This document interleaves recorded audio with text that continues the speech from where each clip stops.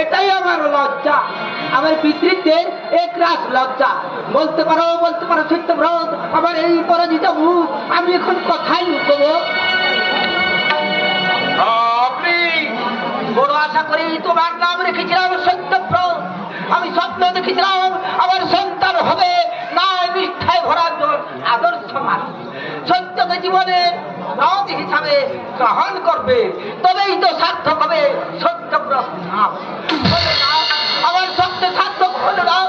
সেদিনে সেই ছোটবেলার সত্যব্রত আর আজকের সত্যব্রতের মধ্যে আকাশ পাতাল তফাৎ। হাজার খুঁজো আমি আর সেই ছোট সত্যব্রতকে আর খোঁজা পাচ্ছি না। বাবা, আমি কিছুতেই বুঝতে পারছি না। পারবে না, বুঝতে তুমি পারবে না, কারণ বোঝার মতো বোধ শক্তি তোমার নেই। বাবা, লোভের মাথায় আজ তুমি শিক্ষা, তাই একটা অন্যায়কে ঢাকাতে অজস্র অন্যায়কে তুমি আঁকড়ে ধরেছ। তোমার মুখের মুখটা যদি সত্যিকারের পরিচয় হতো, তাহলে আজ তোমার মতো সুযোগ্য সন্তানের গৌরবে অভাগীর দেশ পাত্রিকা আজ সত্যি সত্যি ধন্য হতে পারত। বাবা,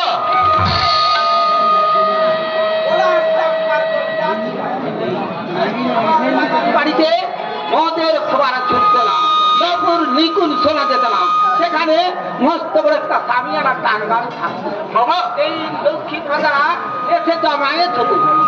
আমি তাদের সবার ভালো আর তুমি একটা পর একটা কারখানা তৈরি করছো, আবার সেই কারখানায় লোক আগুন ধরতে পারছো। বাবা, দুঃখ দরিদ্র শ্রমিকের মুখে তোমার কারখানায় কত অসহায় শ্রমিক অনাহারে মারা গেছে, তার খবর কি তুমি রাখো না? আপনি যুগে আর এই যুগের সঙ্গে তাল মিলিয়ে চলতে না পারলে আমাদের অর্থ বাড়বে না। অর্থ থাকলে আমাদের প্রতিপত্তি কিছুই থাকবে না। ভুল সবটাই ভুল হতে পারে। বাবা, যুগের প্রয়োজনে প্রতিমার স্বাদ হয়তো বদলায়, কিন্তু পূজাগামী তো কখনো বদলায় না। অসহ্য এসব কোথায় মানে হয়ে কোন কোথায় কি অবস্থা মানে তা যদি সত্যি বুঝতে, তাহলে তোমার পুত্রবধূকে আজ চোখের যা সম্ভব কি বলছেন আপনি? যা সত্য তাই বলছি। এই বৃদ্ধ সদানন্দ চৌধুরীকে কিছুই ফাঁকি করবে না। দিদি ভাই দুঃখে তোমার বুঝতে পেরে চৌধুরী হয়ে যাচ্ছে, তেমনি তোমার অধঃপতনও আমি মুখ লুকিয়ে কাঁদছি। বাবা, আপনি তোমার মনে আছে কিনা জানি না, কিন্তু আমার কানে কোনো স্পষ্ট পাচ্ছে তোমার সেই কথা। একদিন তুমি পাঠশালা থেকে ছুটে এসে আমার গলা ধরে ধরে বলছিলে, বাবা বড় হয়ে আমি ক্ষুদিরাম হব। আমি তখন তোমাকে মুখে ধরে ধরে বলছিলাম, হ্যাঁ বাবা তাই হবে, শেষ মায়ের চেয়ে বড় আর কিছুই নয় বাবা। কিন্তু সেই তুমি ক্ষুদিরাম হলে না, হলে স্বার্থপর মির্জাফর। তবে তাও জেনে রাখো, সংখ্যায় কম হোক দেশ সেবক মহল্লানো আছে, তোমার চাতুরিতে বেশি দিন তাহলে জমিয়ে রাখতে পারবে না। বাবাটা যেন কি বুড়ো হয়েছে তো, তাই একটু ভীমরতি ধরেছে। ওই মোহনলাল, ওই বয়সে সারা আমি কত মোহনলালকে দেখলাম, কিন্তু কেউ আমাকে সাক্ষ্য স্পষ্ট করতে পারলো না। এতদিনে এই বাড়ির নিয়ম কানুন কিছুটা শিখেছো দেখছি। হ্যাঁ, আমি তোমার শ্বশুর পিতৃতুল্য গুরুজন। প্রতিদিন তুমি ঠিক এমনি ভাবে নিজের হাতে জুতা পরিষ্কার করে ঠিক এমনি ভাবে নিজের মাথায় এনে যথাস্থানে রাখবে। এইসব কাজ আমার আর কোনোদিন ভুল হবে না। বলো না, জোর করে ও কথা বলো না।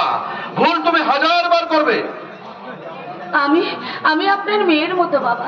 ভুল ত্রুটি দেখে আপনি আমাকে নিজের মেয়ের মতো করে ক্ষমা করে মানুষ করে নেবেন। আমি বড় অভাগিনী, আপনাদের স্নেহ ভালোবাসা ছাড়া আমি আর কিছু চাই না বাবা। আমি কিচ্ছু চাই না। ওই বুড়ো ভামটাকে আমার পিছনে সাত কারণ করে কি লাগিয়েছো?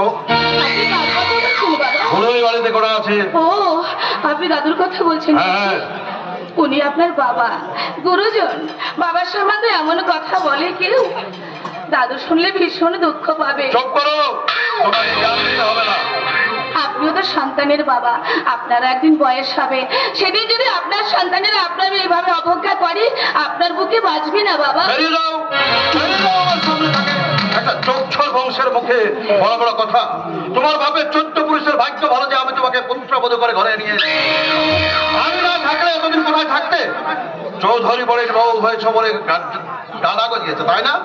আমি পবিত্রকে বলে দেবো, বলবো বাবা পবিত্র তোমার বউয়ের ডানা গজিয়েছে, তুমি একটু ছেঁটে দে বাবা, একটু ছেঁটে দে। শান্তি। আরে কুশল যে, এসো এসো এসো এসো। হ্যাঁ বৌমা, তোমার দাদা আসছে।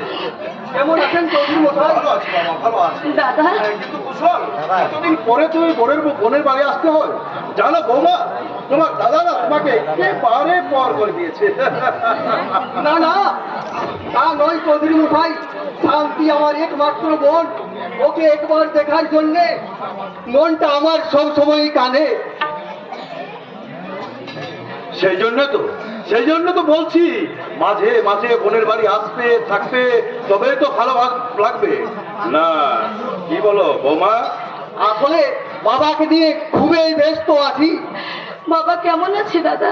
ভালো নেই রে, বুকের যন্ত্রণাটা সবার বেড়েছে। ডাক্তার বাবু আশা ছেড়ে দিয়েছেন, বাবাকে হয়তো আর বাঁচানো যাবে না। কি বলছিস তুই দাদা? বাবা সব সময় তোর নাম করছে, তোকে একবার দেখার জন্য বাবার প্রাণটা কি আকুলি বিকুলি। আমি যাব, তাই তোকে নিয়ে যেতে এসেছি রে বোন। আমি যাব দাদা, আমি যাব। চৌধুরী মশাই, আপনাকে আমি কর জোরে মিনতি করছি, শান্তিকে আপনি আমার সঙ্গে যাওয়ার অনুমতি দিন। আমি কথা দিচ্ছি, আমি নিজে এসে শান্তিকে পৌঁছে দিয়ে যাব। বাবা মৃত্যু শয্যায় ছটফট করছে, তবু এই হতভাগিনীকে শেষ দেখাটা দেখে যেতে পারবে। বলুন বলুন চৌধুরী মশাই, যাবে। শান্তিকে আপনি যাবে যাবে, নিশ্চয় যাবে। ব্যবসায়ের অসুখ, বৌমার তো এ সময় যাওয়া কর্তব্য। বাবা আপনি আমাকে বাঁচালেন। বাবাকে আমি কথা দিয়েছিলাম যে শান্তিকে আমি নিয়ে যাব। নে শান্তি, তাড়াতাড়ি তৈরি হই না বোন। চৌধুরী মশাই যখন মত দিয়েছেন, এই দুপুরের ট্রেনে আমরা রওনা হব। বাবা আমি তাহলে আসি। দাঁড়াও, কোথায় যাবে? না বাবার অসুখ তাই। সে বলো তোমার যাওয়া হবে না। এই মাত্র তো আপনি আমাকে বললেন তুমিও তো এখনই বড় মুখ করে বলেছিলে আমি আর ভুল করবো না, কিন্তু এরই মধ্যে মস্ত বড় একটা ভুল করতে যাচ্ছ। আমি বিয়ের আগে তোমার বাবা যৌতুক দেবো বলেছিল, সেসব এখনো আমি খুঁজে পাইনি। বাবা তো সবকিছুই দিয়েছে বাবা। কিন্তু আমার হাট যে মস্ত বড়, চৌধুরীর বড় বাড়ির বউ হয়ে আছো, কিন্তু এখনো আমাকে বুঝতে পারোনি। সত্যি আমি আপনাকে বুঝতে পারিনি বাবা। তাহলে মন দিয়ে শোনো, কংসাবতীর ধারে যে তোমাদের 2 বিঘা জমি আছে, ওটা আমার অনেক দিনের স্বপ্ন। আমি ওখানে একটা ফ্যাক্টরি বানাবো। কিন্তু কোনো কিন্তু নয়, ওই জমিটা তোমার বাবা তার জামাইকে যৌতুক দেবে। আকারে অঙ্গেতে অনেকবার আমি একথা বলেছি, কিন্তু দেয়নি। অতএব ওই জমিটা হাতে না আসা পর্যন্ত তোমার বাপের বাড়ি যাওয়া হবে না। আর হ্যাঁ, ওই জমিটা তোমার বাপের বাড়ি যাওয়া হবে ছাড়পত্র। আর তোমার দাদাকে তুমি যা কথা বলবার বলবে। তবে হ্যাঁ, তোমার দাদার ওই জমিটার প্রতি যে আমাদের একটা লোভ আছে, এই কথা যেমন তোমার দাদা জানতে না পারে, এই কথাটা মনে রাখবে।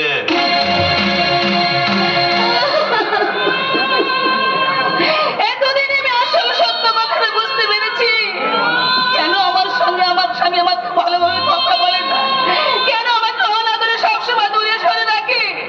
আজকের এই কথাটা আমার কাছে জলের মতো পরিষ্কার হয়ে গেল, জলের মতো পরিষ্কার হয়ে গেল। কি রে, তুই এখনো দাঁড়িয়ে আছিস? নে তাড়াতাড়ি তৈরি হই না বোন, ওই ট্রেনটা মিস করলে। আমি যাব না দাদা। যাবি না? না রে দাদা না, তুই চলে যা। কি বলছিস শান্তি? বাবার অসুখ।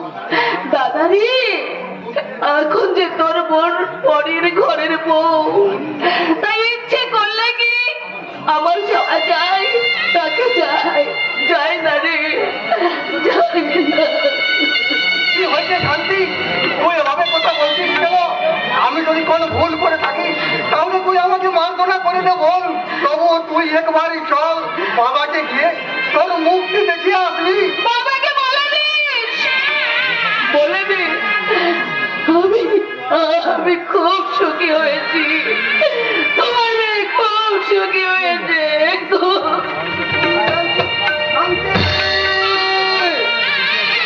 শান্তি কর! কি ব্যাপার? আমি যে কিছুই বুঝতে পারছি না।